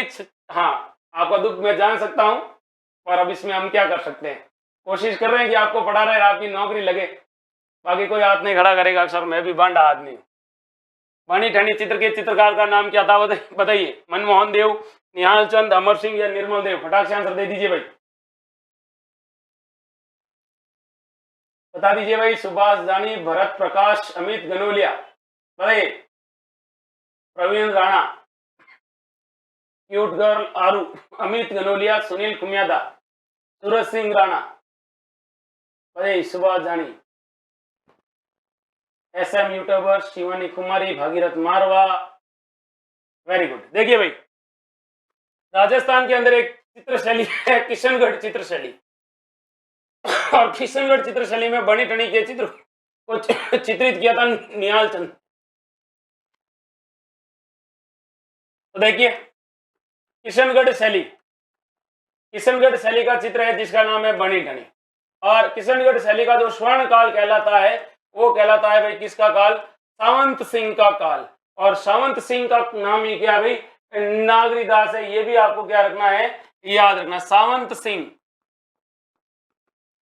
जिनको कौन सा दास कहा जाता है, नागरीदास कहा जाता है। भगवान कृष्ण के ये भक्त थे। या तो कोटा के शासक भीम सिंह थे जिन्होंने अपना नाम चेंज किया था कृष्ण भक्ति के कारण कृष्णदास, या फिर सावंत सिंह। सवाल आपसे पूछा जाएगा किशनगढ़ शैली को प्रकाश में लाने का श्रेय किसे दिया जाता है, तो प्रकाश में लाए थे, वो लाए थे एरिक डिक्सन। और एरिक डिक्सन के साथ एक व्यक्ति थे जिनका नाम था फयाज अली। ये दोनों इसको क्या लाए थे, प्रकाश में लाए थे। ये भी आपको याद रखना है। और एरिक डिक्सन ने ही इस बनी ठनी को क्या कहा जाता, भारत की मोनालिसा कहा था। भारत की क्या कहा जाता, मोनालिसा कहा था। ये भी आपको इसके बारे में क्या रखना है, याद रखना है। इसके अलावा आपको याद रखना है, राजस्थान का प्रथम चित्र है जिसके ऊपर क्या हुआ था, डाक टिकट जारी हुआ था। और डाक टिकट क्या हुआ था, जारी हुआ था। और डाक टिकट कितने आने का जारी हुआ था, तो डाक टिकट जारी हुआ था 20 आने का। कितने आने का, 20 आना, पहले आना चलता था, तो 20 आने का डाक टिकट जारी हुआ था। ये भी आपको इसके बारे में याद रखना है। बनी ठनी इनकी क्या हुआ करती थी, प्रेमिका हुआ करती थी, प्रेयसी क्या हुआ करती थी, सावंत सिंह की प्रेयसी हुआ करती थी। ये भी आपको क्या रखना है, ये याद रखना है। प्रेमिका हुआ करती थी, प्रेयसी मतलब ये है। अब देखिए अगला सवाल इन्हीं से ही पूछा जाएगा कि बताइए भाई ये जो बनी ठनी का चित्र है, इस बनी ठनी के हाथ में क्या है? तो आप कहोगे सर इसके हाथ में तो है कमल, हाथ में क्या है? कमल है। ये भी पूछा गया सवाल है। फिर आपसे सवाल पूछा जाएगा कि नाक में कौन सा आभूषण पहना हुआ है? तो नाक के अंदर पहना गया उस आभूषण का नाम है बेसरी। क्या नाम है भाई? बेसरी है। ये भी आपको इसके बारे में क्या रखना है, याद रखना है। और याद रखना है कि राजस्थान के अंदर किशनगढ़ चित्र शैली में भगवान कृष्ण का क्या मिलता है भाई? भगवान कृष्ण से संबंधित क्या मिलते हैं? सबसे ज्यादा चित्र मिलते हैं। ये भी आपको क्या रखना है भाई, याद रखना है। आगे देखिए भाई अगला सवाल और इजी सवाल है, और अगले सवाल को भी इस तरह से आपको क्या करना है, पढ़ना है। बताइए भाई, सर्व हितकारिणी सभा की स्थापना 1907 में कन्हैयालाल ढूंढ एवं गोपाल दास स्वामी के द्वारा की गई थी। कहां पर की गई बताइए? सवाल आपसे पूछा है, कन्हैयालाल ढूंढ और गोपाल दास के द्वारा क्या की गई थी? सर्वहितकारिणी सभा की स्थापना की गई थी। और सर्वहितकारिणी सभा की स्थापना कहां पर की गई थी ये आपको बताना है। जब आप राजस्थान के प्रमुख प्रजामंडल पढ़ते हो, क्या पढ़ते हो भाई? प्रजामंडल पढ़ते हो, तो आपको बताना है। बता दीजिए भाई। अच्छा सवाल है और इजी सवाल है। सर्वहितकारिणी सभा की स्थापना कहां पर हुई थी? बता दीजिए भाई। सुभाष जानी, वाह। अमित घनोलिया, प्रवीण राणा, मनीषा गोस्वामी, सुनील कोट, दिनेश पाटीदार, दिलदास सैनी, वाह भाई वाह। ये है हमारे होनार विद्यार्थी जो रोज चैटिंग में आते हैं और अच्छे से जवाब देते हैं। Suraj Singh Rana, very good. Cute girl Aaru, Vijay Chaudhary, Dilraj, Satya Prakash Bedi, very good. सबके सब आंसर बताए हैं, सबके सब गलत बताए हैं। अरे भाई 1907 के अंदर स्थापना हुई थी बीकानेर रियासत के अंदर। सर्वहितकारिणी सभा बीकानेर की पहली सभा थी जो बीकानेर के अंदर राजनीतिक चेतना का कार्य किया था। इन्होंने राजनीतिक चेतना का जो कार्य किया था वो दो व्यक्तियों ने किया था, कन्हैयालाल ढूंढ और गोपाल दास स्वामी ने। बीकानेर के अंदर इसकी स्थापना 1907 में हुई। क्यों तोरे मार रहे हो भाई? जिन्होंने कम से कम ऑफलाइन क्लास में पढ़ा है वो तो कम से कम लाज रख लो। अच्छा सवाल है और इजी सवाल है, बेहतरीन तरीके से सवाल पूछा गया था आपसे। सर बी सही है। क्या बी सही है? एक का भी डी नहीं आया है, लखनऊ वालों पढ़ लो, काम आएगी पढ़े आपकी। और ये आपका जो ज्ञान है ना, वो ज्ञान ही आपकी पहचान है। और अब तो आपका जो पहचान है आपके कपड़े, आपके स्टेटस वगैरह जो भी होंगे, लेकिन एक समय आएगा तब आपके ज्ञान को महत्व दिया जाएगा और उस समय आपके पास ज्ञान नहीं होगा तो आपको कोई नहीं पूछेगा। और ज्ञान प्राप्त करने के लिए अध्ययन करना पड़ेगा भाई, सीधी बात है। क्योंकि जब कोयला होता है ना, कोयला ही हीरा बनता है और उसकी फिर चमक होती है, वो चारों तरफ फैलती है। ठीक है, बताइए भाई। हाँ, अब रो मत भाई, दिल रहा सनी, दिल पे मत ले, रो भी रहा है हंस भी रहा है। माता सुख माइंस का संबंध किस जिले से है बताइए? माता सुख माइंस, बताइए। अच्छा सवाल, इजी सवाल है। माता सुख माइंस के बारे में आपको क्या बताना है? Very good very good very good, बताइए भाई। ये तो आपको बताना ही है।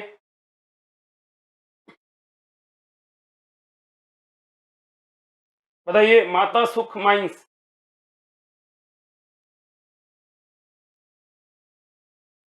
माता सुख माइंस,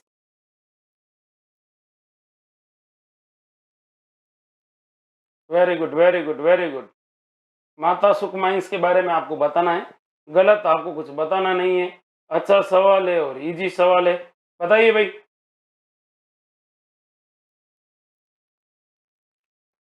बताइए कहां पर है? वेरी गुड वेरी गुड, बता दिया आपने। सर नागौर जिले के अंदर है। और यहाँ पर कौन सा कोयला होता है? लिग्नाइट कोयला होता है। और लिग्नाइट कोयले का उत्पादन किया जाता है। और इस कोयला का उत्पादन कौन सी कंपनी के द्वारा किया जा रहा है? तो RSML, Rajasthan state mines and minerals limited, Udaipur की जो संस्थान है, उदयपुर के अंदर इसका हेडक्वार्टर है। ये यहाँ पर क्या कर रहा है? उद्घाटन, इसका क्या कर रहा है? उत्खनन कर रहा है। ये आपको याद रखना था। सबने आंसर सही बताया है। अब देखिए अगले सवाल को देख लेते हैं। और अगला सवाल है ये वाला।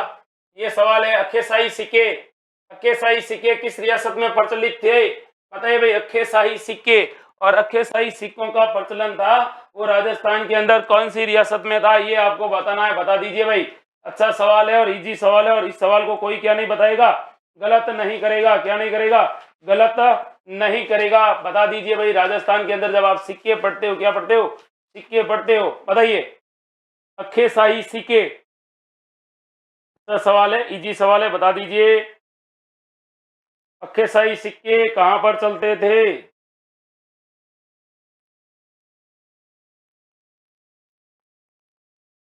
अखे शाही, मोहम्मद शाही, मोहम्मद शाही और डोडिया, डोडिया, हदिया, ये सारे सिक्के एक ही रियासत में चलते थे। और वो कौन सी रियासत थी भाई? वो रियासत थी जैसलमेर रियासत। कौन सी रियासत थी? जैसलमेर रियासत में चलते थे भाई। अभी भी गलत कर रहे हो यार। जैसलमेर रियासत में अखेरात थे जैसलमेर के शासक, उन्होंने इनका निर्माण करवाया था। तो कोई भी सिक्का पढ़ते तो उसके पीछे कोई शासक का नाम याद करो, हो जाता है सही आपका। अब देखिए कुछ सिक्कों के बारे में मैं आपको बताऊं, वो आपको याद रखना है। जैसे एक सिक्का था जिसका नाम था गद्दिया, एक सिक्का था जिसका नाम था विजय शाही। कौन सा शाही? विजय शाही था, गद्दिया था। एक था लल्लू लिया, कौन सा लिया? लल्लू लिया था। एक था डब्बू शाही, कौन सा शाही? डब्बू शाही। इसके अलावा एक और सिक्का था जिसका नाम था गज शाही। ये सिक्के सारे के सारे कहां के थे? कौन सी रियासत के? मारवाड़ रियासत में चलते थे ये सिक्के। उसी प्रकार एक था जिसका नाम था अमर शाही, और अमर शाही सिक्का कहां पर चलता था? नागौर के अंदर चलता था अमर शाही सिक्का। इसके अलावा सवाल पूछा जाएगा, एक सिक्का था चंवर शाही, कहां चलता था चंवर शाही? चंवर शाही चलता था टोंक में, टोंक में चलता था। एक था जिसका नाम था अठाईसिया, अठयासिया, अठयासिया, अठयासिया। और इसके साथ एक और सिक्का था अठयासिया के साथ में, चांद शाही। और ये दोनों चलते थे मेड़ता के अंदर। कहां चलते थे? मेड़ता के अंदर चलते थे। उसी प्रकार एक सिक्का था, उसके बारे में भी याद रखना है, गजशाही और गंगाशाही। ये गजशाही और था, और गजशाही के साथ में कौन था? गंगाशाही। कहां पे चलते थे? बीकानेर में चलते थे। यार इजी इजी सवाल है, अच्छे अच्छे सवाल है, याद रखने हैं आपको। क्या रखने हैं? याद रखने हैं। बाकी जाड़ शाही, मोहम्मद शाही और अली, ये जैसलमेर के अंदर चलते थे। ये भी आपको क्या रखना है? याद रखना है।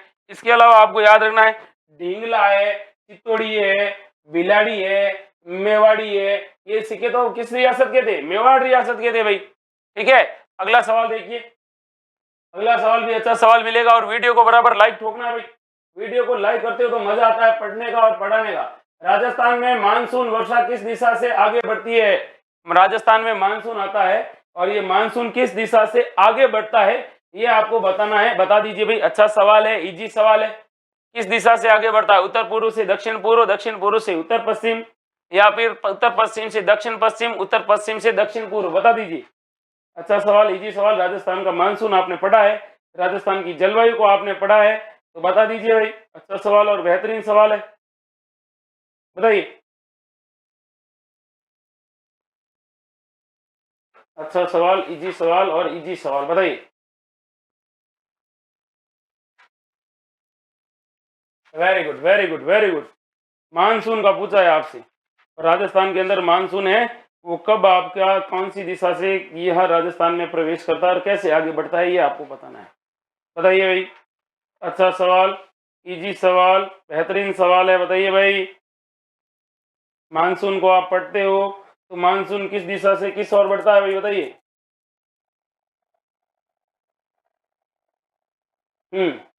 Very good, very good, very good, right answer आ रहे हैं आपके।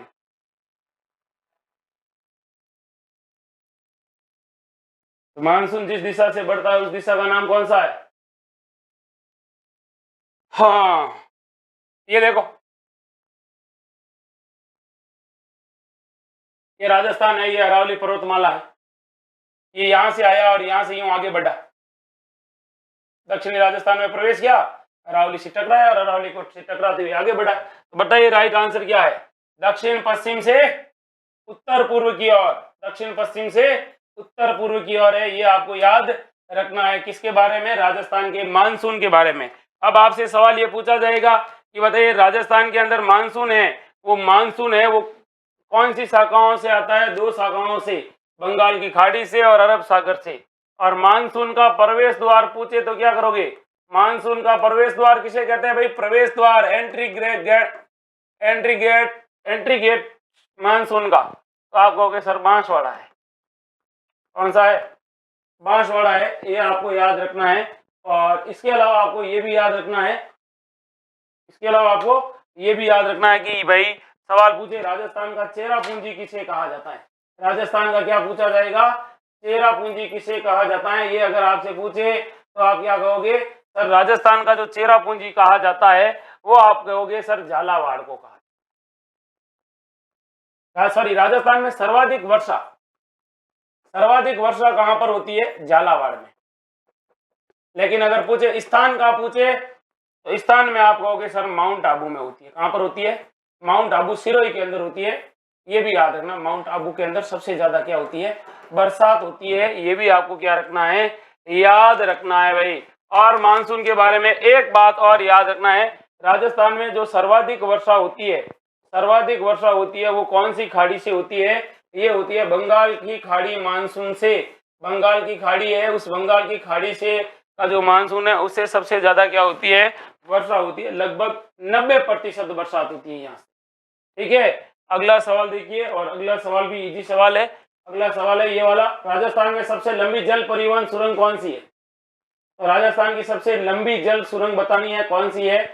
सुकली, भैरवी, आहू, परवण, इरू, हरड़ या मानसी वाकल? बता दीजिए भाई, बताइए। लोकेश मंगल,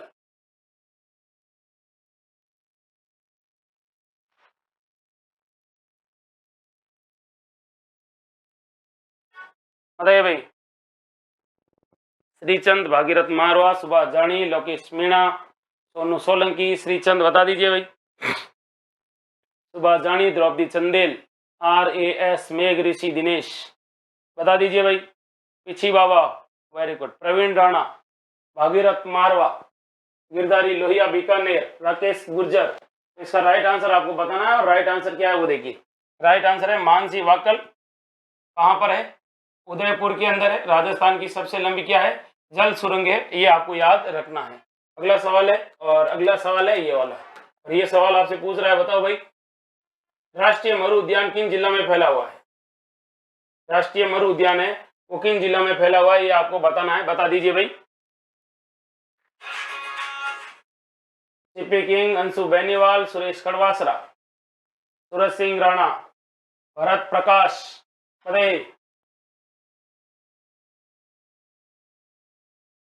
विजय चौधरी, अंशु बेनीवाल, भरत प्रकाश। देखिए भाई, राइट आंसर है ये जो आप बता रहे हैं, इसका राइट आंसर है वो है भाई आपका जैसलमेर और बाड़मेर। जैसलमेर और बाड़मेर है। ठीक है, तो इसका राइट आंसर आपके इसके अंदर 2 जिले पूछे, और 2 जिलों में आपको दिख रहा है जैसलमेर और बाड़मेर। बीकानेर जोधपुर है नहीं, बीकानेर और जोधपुर तो है नहीं। ये देखिए, बाड़मेर जोधपुर, जैसलमेर जोधपुर, जैसलमेर बीकानेर नहीं। राइट आंसर क्या होगा इसका? चारों ऑप्शन नहीं है। राष्ट्रीय मरु उद्यान 2 जिलों में फैला हुआ है, एक तो है जैसलमेर और दूसरा कौन सा है भाई? बाड़मेर है। ये आपको याद रखना है। और कितने क्षेत्रफल पर फैला हुआ है? तो ये 3214 वर्ग किलोमीटर में फैला हुआ है, याद रखना है। सर्वाधिक इसका जो सर्वाधिक विस्तार है वो राजस्थान के किस जिले में है? जैसलमेर जिले के अंदर है। और याद रखना है कि यहाँ पर क्या, कौन सा सांप पाया जाता है? पीवड़ा सांप पाया जाता है। यहाँ पर मरु लोमड़ी पाई जाती है, मरु लोमड़ी पाई जाती है, ये भी याद रखना है। इसके अलावा यहाँ पर कौन सा पक्षी पाया जाता है? गोडावण पक्षी पाया जाता है। इसके अलावा आपको याद रखना है यहाँ पर और क्या बना हुआ है, तो और यहाँ पर देखिए कुछ चीजें बनी हुई है, उनके बारे में याद रखना है। जैसे यहाँ पर क्या है भाई, राजस्थान का सबसे पुराना जीवाश्म पार्क यहाँ पर बना हुआ है, ये भी आपको क्या रखना है? याद रखना है। ये भी आपको क्या रखना है? याद रखना है। इसमें कौन सी घास सर्वाधिक होती है? तो इसके अंदर सर्वाधिक जो घास होती है वो होती है सेवण घास। कौन सी घास होती है भाई? सेवण घास सर्वाधिक होती है। ये भी आपको क्या रखना है? याद रखना है। अगला सवाल देखिए, और अगला सवाल अच्छा सवाल है, और उसमें से भी आपको क्या देना है? जवाब देना है। सवाल है ये वाला, राजस्थान के कौन से कृषि जलवायु उपखंड में सोयाबीन की खेती महत्वपूर्ण स्थान रखती है? तो बताइए राजस्थान के किस भाग में सोयाबीन की खेती है वो अपना महत्वपूर्ण स्थान रखती है, बता दीजिए भाई। अच्छा सवाल है, इजी सवाल है और बेहतरीन तरीके से आपको क्या देना है, आंसर देना है। बताइए भाई, सोयाबीन की खेती राजस्थान के कौन सी जलवायु भाग में होती है? जब आप राजस्थान के अंदर आप पढ़ते हो खाद्यान्न कृषि पढ़ते हो एग्रीकल्चर, तो उसके अंदर आपका सवाल आता है। बताइए भाई, राइट आंसर आपको क्या करना है, बताना है। बताइए बताइए भाई, बताइए फटाक से, आपको आंसर बताना है। अच्छा सवाल, इजी सवाल, बेहतरीन सवाल है और पूछा भी अच्छा है। बताइए देखिए भाई, कौन से क्षेत्र में पाई जाती है? आर्द्र दक्षिणी पूर्वी खंड, सूक्ष्म दक्षिणी पुष्प, अति आर्द्र दक्षिणी खंड या फिर उपाद्र पूर्वी खंड? कौन से खंड में पाई जाती है? क्या पाई जाती है? सोयाबीन पाई जाती है, बता दीजिए भाई। अच्छा सवाल है और इजी सवाल है, बताइए। Very good very good. कौन से क्षेत्र में पाई जाती है? अति आर्द्र दक्षिणी खंड में पाई जाती है। कौन सी? सोयाबीन।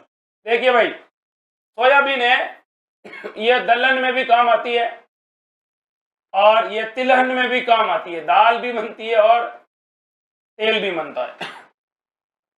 सोयाबीन को कहा जाता है चमत्कारी फसल, चमत्कारी फसल कहा जाता है।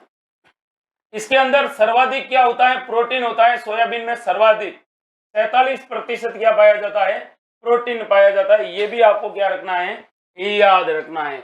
इसके अलावा आपको याद रखना है सोयाबीन के बारे में कुछ विशेष बातें हैं, और वो विशेष बातें कौन सी है? तो दुनिया का सबसे सस्ता प्रोटीन, सबसे सस्ता प्रोटीन अगर किसी को कहते हैं तो वो है प्रोटीन। याद रखना, सबसे सबसे सस्ता प्रोटीन है ये सोयाबीन है।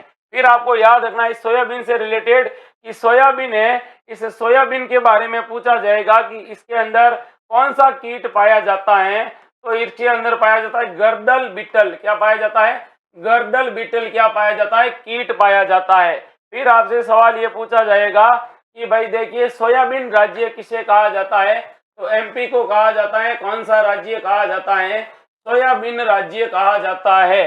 फिर आपसे सवाल पूछा जाएगा कि बताइए भाई, इसका सबसे ज्यादा उत्पादन कहाँ हो रहा है? तो राजस्थान में सोयाबीन का सबसे ज्यादा उत्पादन हो रहा है झालावाड़ में। कहाँ हो रहा है? झालावाड़ के अंदर हो रहा है। फिर आपसे सवाल ये पूछा जाएगा कि बताइए भाई, राजस्थान के अंदर सोयाबीन अनुसंधान केंद्र कहाँ पर है? तो सोयाबीन अनुसंधान केंद्र आपसे पूछे तो आप कहोगे सर अनुसंधान केंद्र है ये बोरखेड़ा के अंदर है। कहाँ पर है? बोरखेड़ा के अंदर। और बोरखेड़ा कहाँ पर है? बोरखेड़ा बांसवाड़ा के अंदर है। ये भी आपको इसके बारे में क्या रखना है, याद रखना है। ये भी आपको क्या रखना है, याद रखना है भाई। अच्छा सवाल है, इजी सवाल है और ऐसे सवाल आपकी परीक्षा में क्या कर लिए जाते हैं भाई, पूछ लिए जाते हैं। ये भी आपको याद रखना है सोयाबीन के बारे में। किसके बारे में? सोयाबीन के बारे में। अच्छा सवाल है। बाकी देखिए भाई, अगर आप ऑनलाइन कोर्स वगैरह खरीद रहे हैं ना, तो अपने यहाँ पर अभी छूट मिल रही है। जो आपको ऐप दिख रहा है डिस्क्रिप्शन में, वहां जाइए। सीईटी का, एलडीसी का, एसएससी का, आरएएस का, एसआई का, ईओ का, आरओ का, सारे के सारे कोर्स है। तो बाकी तैयारी को तो आपको ही करनी है, पढ़ना आपको ही है। अच्छे से पढ़िए, माता पिता का नाम रोशन करिए। और जिनको मैं बता देता हूँ, कई बार क्लास में कहता भी हूँ कि रखना है हौसला तो मंजिल मिलेगी, और हौसले को हारने नहीं देना है, ठीक है। और नादान परिंदे मुरझाना नहीं है, ये तेरा उगता हुआ सूर्य है, और इसे क्या करना है, हमेशा क्या रखना है, ब्राइट रखना है, और उसके लिए मेहनत करना है। मिलते हैं कल फिर नए जोश, नए जुनून और नई ऊर्जा के साथ। तब तक के लिए आप सबको जय हिंद।